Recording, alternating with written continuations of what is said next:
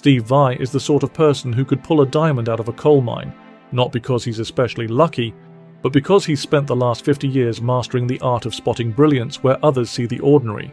You get the sense of this innate skill, this radar for genius, in every note he plays, every collaborator he's chosen, and, as it turns out, every record that has shaped him. So when Vai, now 64, took a breather from his relentless touring schedule to sit down at a Los Angeles record shop and pick his top 5 albums of all time for the Vinyl Obsession podcast, you knew it was going to be an illuminating exercise. What nobody expected, however, was just how personal it would be. Here at the Record Parlor in Los Angeles, California, with guitarist Steve Vai, who had the challenge of picking out his top 5 vinyl in this epic record shop. It's like opening up your diary and letting people read it, Vai mused as he shuffled through vinyl sleeves in the record parlor. You just never know what's going to captivate you. A fair point, really, and one that lands especially well in the age of algorithm-curated playlists and the dopamine-driven tyranny of shuffle mode. For Vai, though, this wasn't just an exercise in nostalgia or a test of cool credentials. It was a journey through his own creative timeline, each record representing a moment when the world tilted slightly on its axis, just enough to set him on a new course. A little more abstract. Of course. Quirky. Yep. But it's natural to me, so I don't make any excuses about it. Vai's 5 chosen albums, spanning a kaleidoscope of genres and eras, are more than just a list. They're a blueprint for his life's work. Each one offers a clue about how a skinny Long Island teenager evolved into one of the most technically gifted and creatively fearless guitarists in the history of rock music.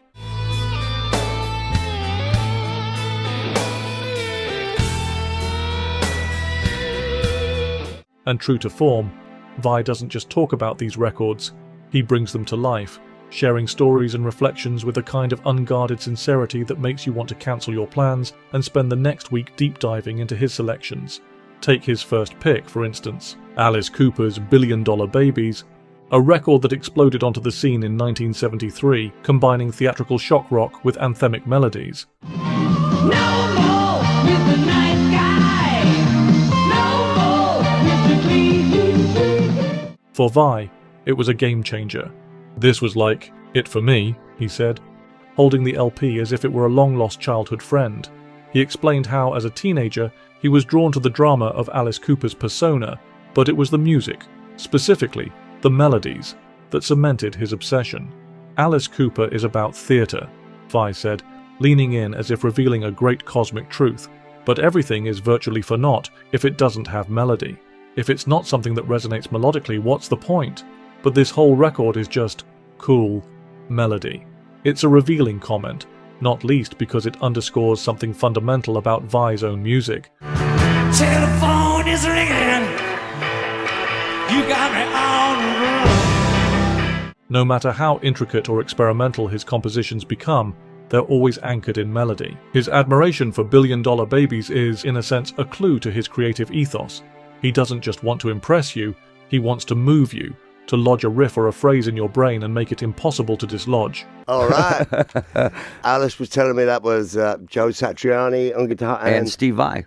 Yeah. And they told me, when I first got, I said, well, who are we going to get guitar on this thing?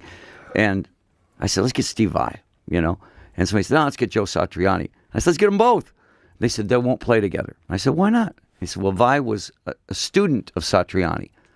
And I said, and what's even the problem? More reason they would play, yeah? So I called them up and they said, sure. They came down and played. I mean, everybody was afraid to ask him, But Alice Cooper was only the beginning. Vai's next pick, David Bowie's The Rise and Fall of Ziggy Stardust and the Spiders from Mars, takes things to a whole new level of theatricality.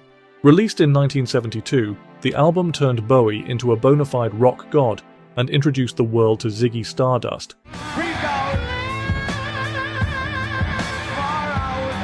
A glittering, otherworldly figure who blurred the line between reality and fantasy.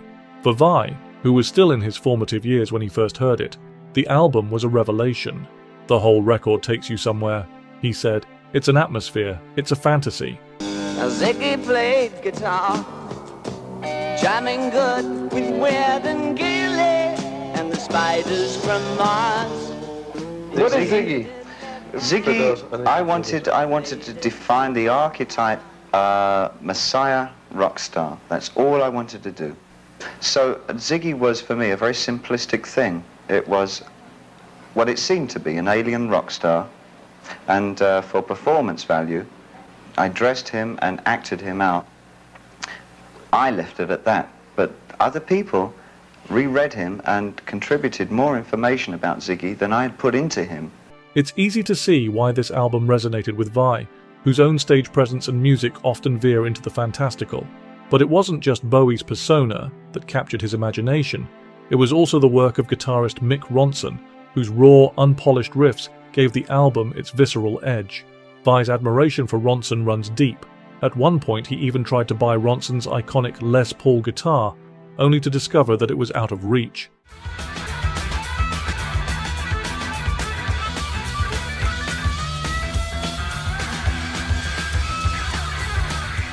Instead, he had a custom replica made, a testament to the kind of obsessive fandom that only true musicians understand. What's striking about Vai's relationship with these records is how intertwined they are with his own life story. I thought it was very natural to everybody. You know, if I sat and played something, I thought that every guitar player would play it. His next selection, Freak Out by Frank Zappa and the Mothers of Invention, is a case in point. Released in 1966, the album was a pioneering example of the concept album, blending absurdist humor, social commentary, and avant-garde experimentation.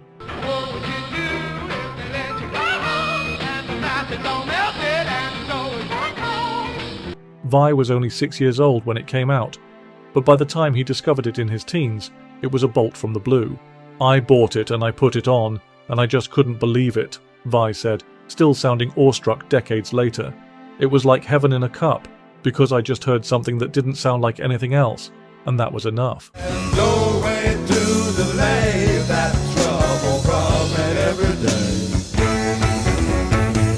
What makes this choice particularly poignant is the fact that Vai would go on to join Zappa's band in the early 1980s, becoming one of his most trusted collaborators. Reflecting on Zappa's influence, Vai said, "Frank was an explosion of freedom. He made no excuses and didn't expect anybody to do it for him, and he was constantly creative and most of the time laughing while he was doing it. This sense of freedom and irreverence is something that clearly left its mark on Vai, not just in his music, but in his approach to life."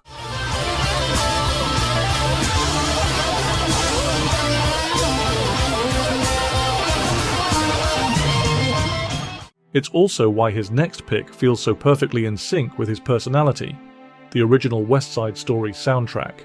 Released in 1961, the album became a cultural phenomenon, its songs capturing the zeitgeist of a post-war America grappling with issues of identity, love, and belonging. For Vai, it was an early introduction to the power of composition. There's nothing for me but Maria. Every sight that I see is Maria. Tony. "This was my awakening," he said, his voice softening as he held the record. "Stephen Sondheim is the greatest lyricist that ever lived, and Leonard Bernstein. The compositions here are so him, the best of him." It's fascinating to hear someone who's spent his life on the bleeding edge of rock guitar wax lyrical about a Broadway musical, but it makes perfect sense when you think about it. Vai's music, much like Bernstein's, is about crafting a journey, taking the listener somewhere unexpected and leaving them changed by the experience. Rounding out Vai's list is Led Zeppelin 3. An album that often divides opinion but remains a touchstone for anyone who values musical versatility.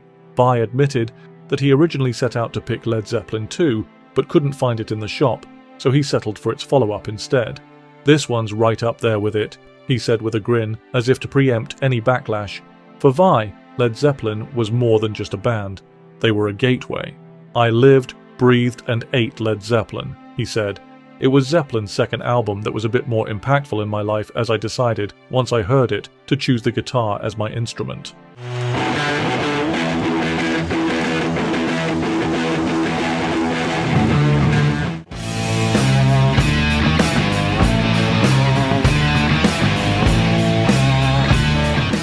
Listening to Vai talk about these records, you can't help but be struck by how deeply they've shaped him, not just as a musician, but as a human being.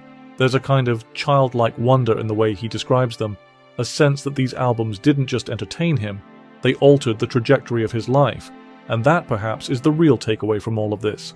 Music at its best isn't just something we consume, it's something that consumes us, changes us, and leaves us forever connected to the moment we first heard it.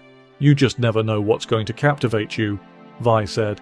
It's a simple statement, but one that feels especially profound in the context of his life and career.